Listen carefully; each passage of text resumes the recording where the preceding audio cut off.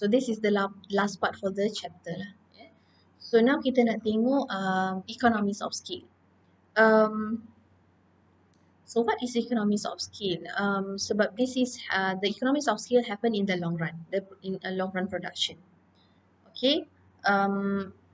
So in the long run, dia ada law yang kita panggil sebagai law of returns to scale.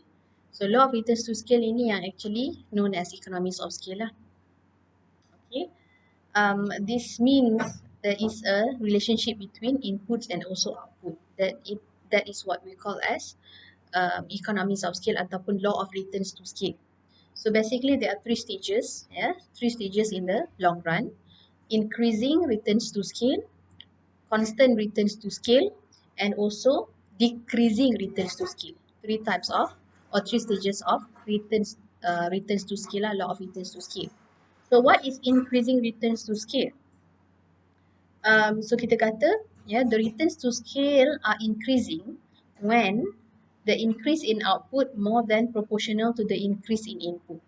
Maknanya when we increase input in the production, the amount of output that increase is more than the amount of input that we have increased. Contohnya kita increase kita punya input sebanyak 10%.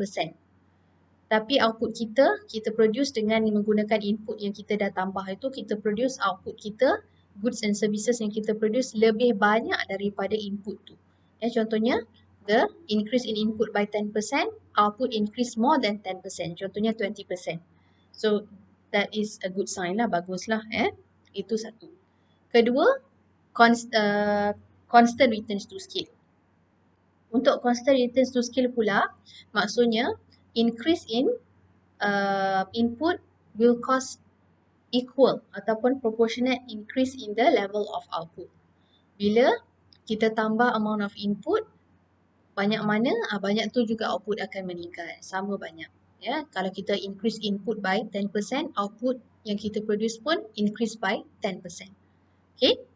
And the last one is decreasing returns to scale. Maksudnya apa? Increase in input will cause less than proportionate increase in output. Maksudnya, kita tambah input banyak tapi kita produce barang tu sikit. Contohnya kita tambah input 10%, output kita bertambah hanyalah 5% only, less than 10%. So this is not good for the production. Maknanya cost tu cost tu meningkat, cost tu lebih mahal. Okay. So, itulah kita maksudkan dengan law of returns to scale ataupun economies of scale ni lah. Jadi kalau dari segi calculusnya, dekat mana kita nak tahu economies of scale ini, stages of returns to scale ini. Jadi kita boleh tengok at this point lah.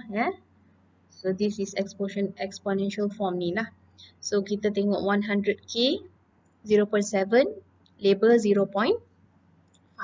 Bila kita tambahkan kedua-dua alpha and beta inilah, kalau value dia greater than 1, this is increasing returns to scale. Kalau constant, kita tengok 0.5, 0.5. Kita tambahkan dapat 1, itu adalah constant. Kalau decreasing returns to scale pula, kita tambahkan less than 1, itu decreasing returns to scale. So that's all for the theory part. So I hope that you understand well, before we go to the exercises ataupun we go to the question, how to solve this kind of question. Okay.